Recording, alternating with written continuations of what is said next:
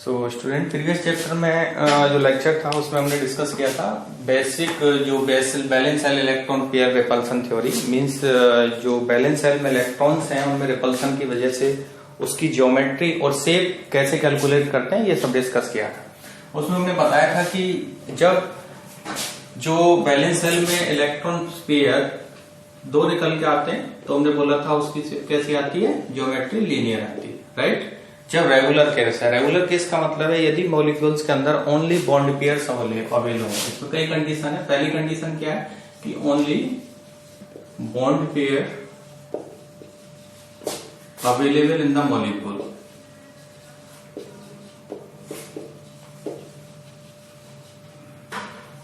In the central atom, this is better, right. Only bond pair, तो ये भी लिख सकते हैं। देखो ओनली बॉन्ड पेयर अवेलेबल है मॉलिक्यूल्स के अंदर तो रेगुलर ज्योमेट्री होगी। यदि दो बॉन्ड पेयर्स हैं तो हमने बोला था लीनियर है, यदि तीन हैं तो ट्राइगोनल प्लेनर होगी, चार हैं तो टेट्राहेड्रल होगी और पांच हैं तो ट्राइगोनल बाइपिरामिड, यदि 6 हैं तो ऑक्टाहेड्रल, राइट। ऑक्टाहेड्रल होगी। इस तरह से हम आराम से इसको निकाल सकते हैं। अब एक क्वेश्चन उठता है कि ओनली बॉन्ड पेयर अवेलेबल, हमने वहां कैलकुलेशन बताई थी और उसको रिमाइंड कराते हैं। जैसे एक एग्जांपल लेते हैं, सिलिकॉन F4, ये मॉलिक्यूल एक बनता है सिलिकॉन। इसके यदि हम निकाल के देखें तो हमने बैलेंस सेल, सिलिकॉन के बैलेंस सेल में कितने इलेक्ट्रॉन है, 4 इलेक्ट्रॉन्स, राइट। और 4 इलेक्ट्रॉन ये फ्लोरीन एटम से आएंगे तो 4 इलेक्ट्रॉन्स फ्रॉम पेरिफेरल एटम, तो टोटल कितने होंगे 8। हमने बोला था उसके बाद इलेक्ट्रॉन पेयर बनाते हैं, इसके इलेक्ट्रॉन पेयर हो गए 4। एक चीज और है, ये जो 4 इलेक्ट्रॉन पेयर है इसमें कितने बॉन्ड पेयर है, लोन पेयर, हम कैलकुलेट करते हैं। देखो 4 एटम में डेफिनेटली 4 बॉन्ड बनाएगा तो उसमें 4 कितने होंगे, बॉन्ड पेयर होंगे। तो इलेक्ट्रॉन पेयर्स कितने होंगे, इलेक्ट्रॉन पेयर 4 है, बॉन्ड पेयर भी 4 होंगे इसमें, और लोन पेयर कितने हो जाएंगे, 0 हो जाएंगे, 0 लोन पेयर। इसका मतलब क्या है, ओनली बॉन्ड पेयर अवेलेबल है। ओनली बॉन्ड पेयर जब अवेलेबल होते हैं तो मॉलिक्यूल की ज्योमेट्री रेगुलर होती है और उसमें कोई डिस्टोर्शन एक्सपेक्टेड नहीं है, राइट। अब यदि उसमें लोन पेयर अवेलेबल होते हैं तो क्या होता है, लोन पेयर जनरली क्या करते हैं, बॉन्ड पेयर जो है वो दोनों एटम्स के बीच में बॉन्डेड होते हैं, राइट। और जब हम लोन पेयर की बात करें तो लोन पेयर जैसे आप बैलून इमेजिन कर सकते हो, जैसे बैलून को पकड़ लो ऐसे, राइट, कुछ ऐसे, यहां एक एटम, तो इस तरह से लोन पेयर ओरिएंटेड होते हैं। तो लोन पेयर के लिए ज्यादा स्पेस चाहिए then compare to bond pair. इसलिए यदि लोन पेयर बॉन्ड पेयर दोनों मॉलिक्यूल्स के अंदर अवेलेबल है तो उनमें रिपल्सन कुछ इस तरह से होगा। सबसे ज्यादा रिपल्सन लोन पेयर के बिटवीन होता है, उससे कम लोन पेयर बॉन्ड पेयर और सबसे कम बॉन्ड पेयर बॉन्ड पेयर। उसका रीजन क्या है, उसका रीजन यही है कि लोन पेयर जो है वो स्पेस में ज्यादा उनको स्पेस चाहिए। इसकी वजह से जब दो लोन पेयर होंगे डेफिनेटली रिपल्सन होगा, ज्यादा स्पेस लेंगे तो और बॉन्ड्स पे वो प्रेशर डेवलप करते हैं और प्रेशर डेवलप होने की वजह से क्या होगा, उनमें बॉन्ड एंगल्स, बॉन्ड लेंथ में चेंजेस देखने को मिलते हैं, राइट। और बॉन्ड पेयर की हम बात करें तो बॉन्ड पेयर कुछ ऐसा होता है, जैसे मान लीजिए बैलून है, उसको दो साइड से पकड़ लिया जाए, मान लीजिए एटम है दो, इस तरह से, तो देखो इसमें कम स्पेस चाहिए, इसमें ज्यादा स्पेस की और रिक्वायरमेंट होती है। तो इसलिए इनमें जो रिपल्सन है लोन पेयर में मैक्सिमम होगा, then lone pair bond pair, और मिनिमम होगा बॉन्ड पेयर में। क्लियर। अब इनके रिपल्सन की वजह से मॉलिक्यूल की जो रेगुलर ज्योमेट्री होती है उसमें डिस्टॉर्शन पैदा होता है। जैसे कि एग्जांपल हम लेके चलें, एक लोन पेयर जैसे ammonium molecule, right. Ammonium molecule के अंदर वही VSEPR तो अलग, मैंने बोला था कि ये हाइब्रिडाइजेशन कॉन्सेप्ट है, डिफरेंट है, ये टोटल डिफरेंट है। इससे हम क्या निकाल रहे हैं, इसका बेसिक थीम्स क्या है, फर्स्ट है इसकी ज्योमेट्री क्या है और इसकी शेप क्या है। किसके बेस पे निकालेंगे, electron pair available in the valence shell after formation of the molecule, right. इसका मतलब जो सेंट्रल एटम है उसमें कितने इलेक्ट्रॉन्स हैं वो बैलेंस सेल में, और पेरिफेरल एटम से कितने इलेक्ट्रॉन्स पेयर उसके पास आए। एक चीज और हम डिस्कस करते हैं यहाँ पे, कुछ मॉलिक्यूल्स के अंदर डबल बॉन्ड होता है, राइट। डबल बॉन्ड जो है वो मॉलिक्यूल की जो ज्योमेट्री है, डबल बॉन्ड को जनरली ओरिएंटेट कहाँ करते हैं, जहां पे स्पेस ज्यादा अवेलेबल होता है। तो हमारे पास देखो, जब हम लीनियर की बात करें, इनका एक केस बाद में डिस्कस करेंगे, पहले ये देखते हैं अमोनिया, राइट। तो अमोनिया का पहले हम शेप ज्योमेट्री निकालें, ज्योमेट्री निकालेंगे तो इसके बैलेंस सेल में कितने इलेक्ट्रॉन है, नाइट्रोजन के बैलेंस सेल में electrons in valence shell of nitrogen atom 5, right.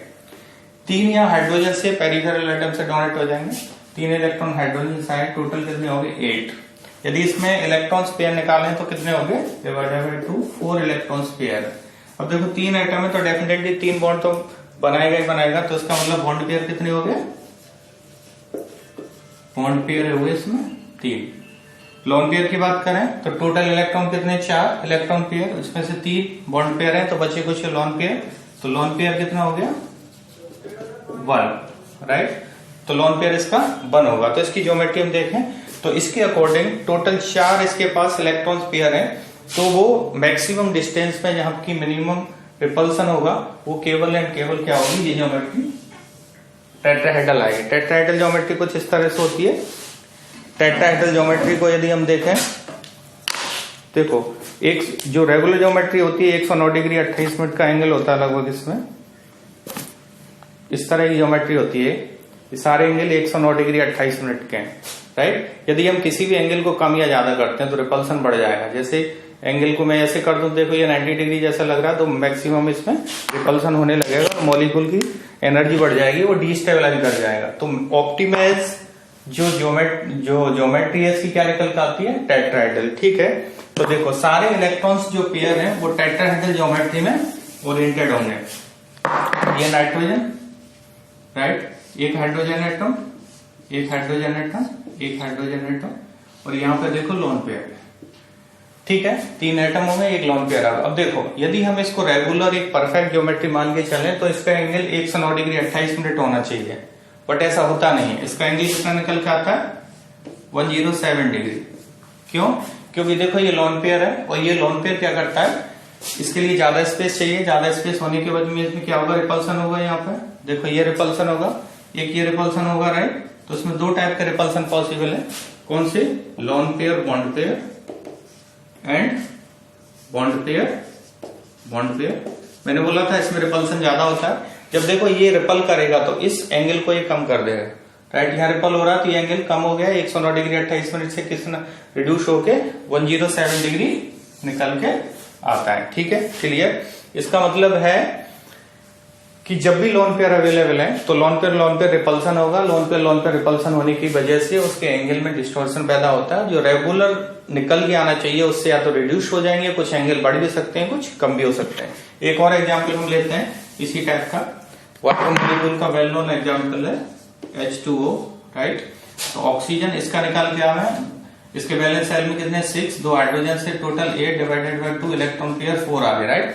Bond pair की बात करें 2 हाइड्रोजन एटम है तो 2 बॉन्ड पेयर अवेलेबल है, तो बॉन्ड पेयर कितने हो गए इसमें 2। लोन पेयर की हम बात करें 2, क्लियर। तो देखो इसकी ज्योमेट्री क्या होगी, मैंने प्रीवियस लेक्चर में बताया था, ज्योमेट्री एंड शेप, इसमें कोई कंफ्यूजन नहीं करना है। ज्योमेट्री जो होती है इंक्लूडिंग द लोन पेयर, जो भी निकल के आती है वो ज्योमेट्री होती है। यदि लोन पेयर्स को रिमूव कर दोगे तो जो जैसा दिखता है एक्चुअल उसको बोलते हैं शेप। जैसे हम बात करें ये टेट्राहेड्रल ज्योमेट्री है, राइट। ये एंगल इनके बीच में ऐसे ही है, टेट्राहेड्रल जो मैंने शेप आपको बताई थी। तो देखो ये जो एंगल इसका निकल के आता है 104 डिग्री 104 के आसपास आता है, ठीक है। अब ये एंगल कम क्यों हुआ, वैसे आइडियल ज्योमेट्री मान के चलें तो 109 डिग्री 28 मिनट होना चाहिए, तो रिड्यूस क्यों हुआ, क्योंकि इनमें देखो रिपल्सन होगा।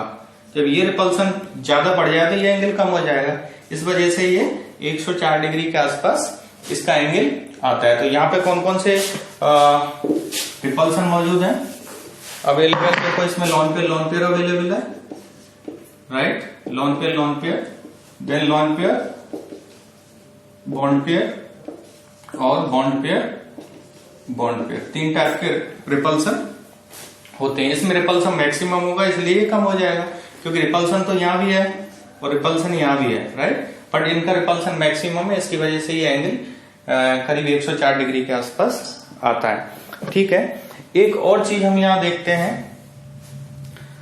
हाँ, एक चीज क्लियर समझ में आ गई तुम्हारे में कि हमें यहाँ क्या समझ में आया, सबसे इंपॉर्टेंट चीज क्या है, यदि उसमें बॉन्ड पेयर ही अवेलेबल है तो क्या होगा, उनमें रेगुलर ज्योमेट्री अवेलेबल होगी। यदि इसमें लोन पेयर अवेलेबल है तो वहां पे इंटरेक्शन रिपल्सन डिफरेंट टाइप का हो जाता है। लोन पेयर टाइप का हो सकता है, बॉन्ड पेयर टाइप का हो सकता है, lone pair bond pair type का हो सकता है। तो इनमें जो रिपल्सन मैक्सिमम किस में निकल के आया था, लोन पेयर में सबसे ज्यादा आता है। इसी वजह से ये एंगल में डिस्टोर्शन आता है। अब कौन सा एंगल रिड्यूस होगा ये डिपेंड करता है कौन से मॉलिक्यूल की बात कर रहे हैं, and how many lone pair are available and how many bond pair are available. Okay, thank you.